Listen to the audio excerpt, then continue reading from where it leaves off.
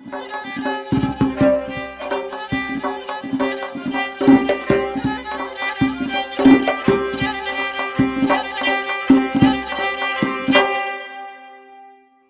خوای گەورە و میهرەبان ئێمە یەکێک لە ماڵەکانی خواینا کە مزگەوتی گوندی گرتکە دۆڵی ڕووس لە دەڤەری باڵەکایەتی ئەو گوندەی کەوا پایتەختی پیرەباوەیەکانی پێ دەڵێن و هەروەها لانکەی بڵاوکردنەوەی زانست و زانیاریە لە کۆنەوە تاکو ئێستا خاوەن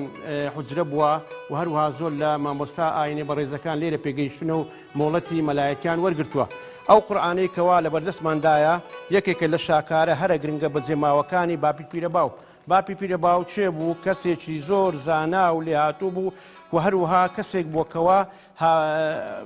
هاوڕێی شێخی باڵەکان بووە لە سەردەمی ئەو ژیاوە دەتوانین بڵێنکەوە بەپێی ئەو بۆچوونانە هەنە بەپێی ئەو نووسراوانە هەنە ئەو دیکۆمنتانە هەنە زیاتر لە 500 ساڵ پێش ئێستا ژیانی کردووە ئەلێرە.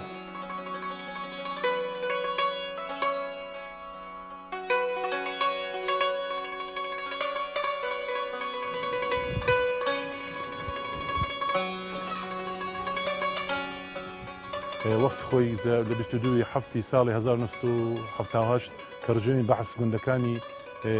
ڕاگوێزان تۆبارانی کردوون و ئەمە باوکم کە بە منی گوتگوتی بڕۆ ئەو قورئانی لە مزگەوت بینە و دەربازی کە منیش تەمعان زۆر ترسام بەڵام لەبەرەوەی کە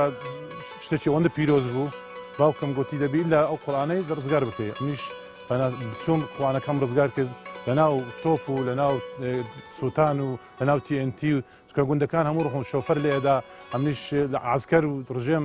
بە شێوەیەکی زۆر دڕندانە خەڵکی ئەوە ئەزیەت دەدا ئەمنیش بە شێوەیەکی زۆر سامناکانە و ترسانە چوم قورئانەکەم ڕزگار کرد.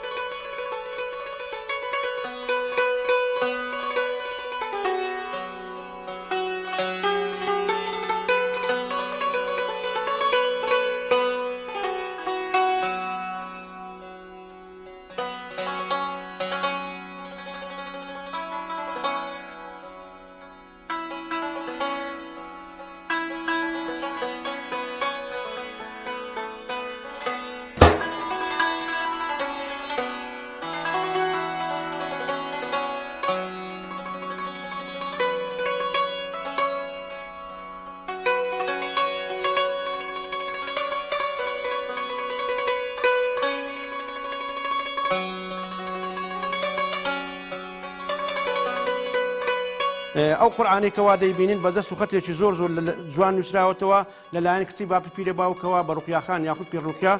بەناو بانگە لە ئایەتی 72 سوورەی ئەلکەهف یەکەم نیوەی قورئانەکە کۆتایی دێت. ئەو جار بەشێکی دیکەشی نووسراوەتەوە بەڵام ئێمە نازانین داخۆ ئەو بەشەی کەوتۆتە چوێن دەرێ. ئەگەر تەماشا بکەین قورئانەکە بە خەتی نوسخی نووسراوەتەوە و ماناکانی مانای وشەکان و ئاەتەکان بە فارسی لێک دراوەتەوە و تەفسیر کراون. ڕەنجی نووسینەوەی ئاەتەکان بە ڕەش نووسراوە و شەرح و تەفسیری ئاەتەکان بە ڕەنجی سۆر و سەود نووسراون. بە چەندین زۆر مانای ئاەتەکان شیکراوەتەوە. ڕووبەری دەستنووسەکە ئەو قورئانەکە یاخود بڵێن هەمووی قەبارەی ئەو قورئانە 37 سانتیمەتر و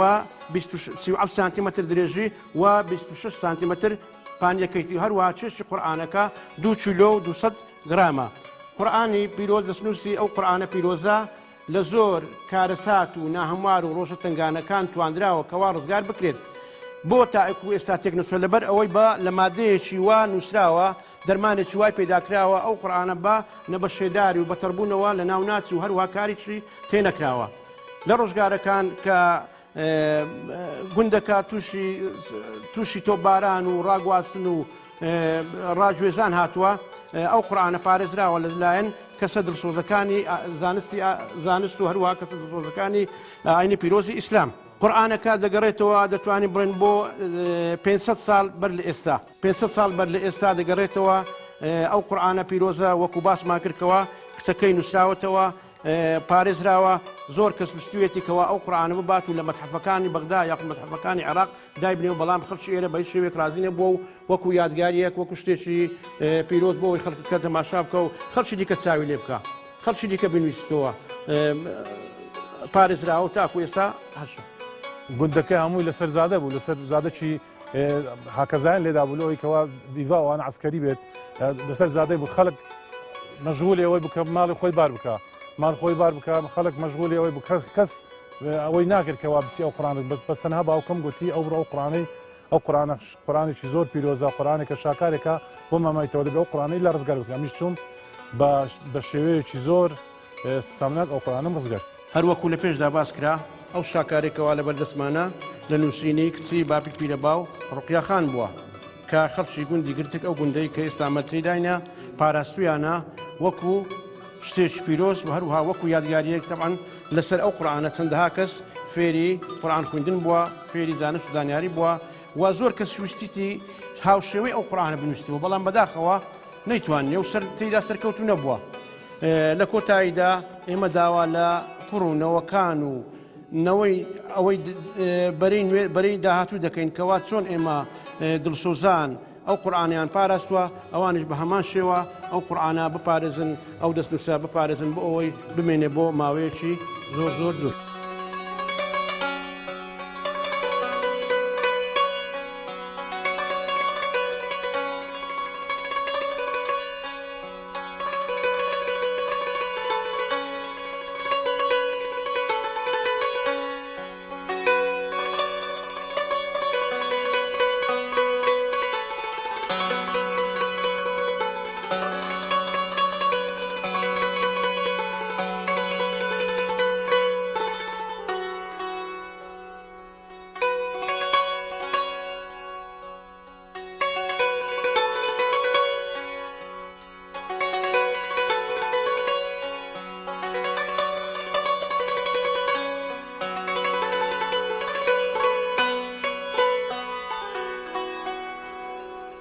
قورآنەکە بەو شوێی کە ڕزگار کراوە تەماشای ئاسەواری سووتانەکەی هەر پێوەماوەکەوە گوندیان سووتان ئەو قورآنەش لە مزگەوتیان سووتان قورآن ئاگری گرت بەڵام ئەمە زوو خۆم گەیان دێ قورآنەکەم دەرباز کرد ئاسەواری سووتانەکەش هەر پێوەماوە ئێستاش هەر پارێزراوە لەلایەن خەڵکی گوندی گرتکەوە قورآنەکەش مەوجودە زۆر کەسیش محاوەلێکی دێکە قورآنەکە بدزی یان قورآنەکەمان لێ ئەو بکە بەڵام ئێمە خەڵکی گوندیگر نەهێشتووە و قورآنەکەی پاراستوە تاکو ئێستا.